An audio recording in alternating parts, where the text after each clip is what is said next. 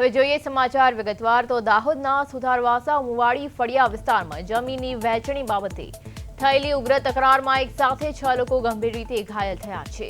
સમગ્ર ઘટનાની વિગત મુજબ ગામના અગ્રણી કે આગેવાનને બોલાવ્યા વગર તમે બારોબાર એકલા જ જમીનના ભાગ કેમ પાડો છો તેમ કહીને કેટલાક શખ્સો અચાનક ઉશ્કેરાઈ ગયા હતા। ઉશ્કેરાયેલા ટોળાએ પરિવારના યુવાનો અને મહિલાઓ પર લાકડીઓ વડે તૂટી પડી બેફામ માર માર્યો હતો, જ્યારે એક વ્યક્તિ પર ધારિયા જેવા ઘાતક હથિયારથી હુમલો કરવામાં આવ્યો હતો। આ હિંસક હુમલાને પગલે ઘટના સ્થળે ભારે નાસભાગ અને અફરાતફરી મચી ગઈ હતી। સ્થાનિકો દ્વારા તાત્કાલિક 108 એમ્બ્યુલન્સ અને પોલીસને જાણ કરવામાં આવતા કાફલો ઘટના સ્થળે દોડી આવ્યો હતો। પોલીસે તમામ ઘાયલોને તાત્કાલિક લોહીલુહાણ હાલતમાં સારવાર અર્થે નજીકની હોસ્પિટલ ખસેડ્યા છે અને આ મામલે સત્તાવાર ફરિયાદ નોંધીને હુમલાખોરોને ઝડપી પાડવા ચક્રો ગતિમાન કર્યા છે।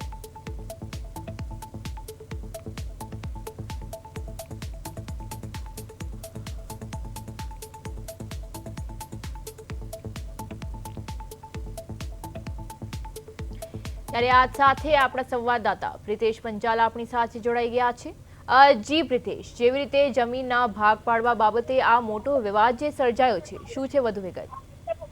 જી, સુતારવાસા ખાતે જે છે ત્યાં એક જમીનનો જે ભાગ પાડવા માટે જે છે તે વિવાદમાં આવ્યો હતો। જે વિવાદ છે તે લોહિયાળ ખેલ બનવા પામ્યો હતો, જેમાં જે આગેવાનો છે તમે જે નેતાઓ છે તેમને કેમ નથી બોલાયા તેમ કરી વિવાદ થવા પામ્યો છે।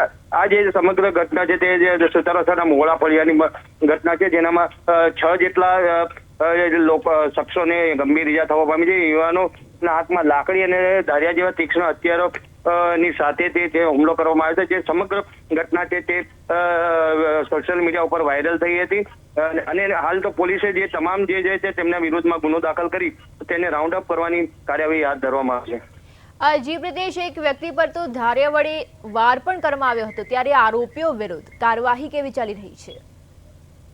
જે લીંબડી પોલીસને ઘટનાની જાણ થતા તાત્કાલિક ઘટના સ્થળે પહોંચી ગઈ હતી અને જે ઈજાગ્રસ્તો છે તેમની ફરિયાદના આધારે ગુનો દાખલ કરવામાં આવ્યો છે। હાલ તો જે આરોપીઓ છે તેઓને રાઉન્ડ અપ કરવા પોલીસ શોધખોળ હાથ ધરી રહી છે।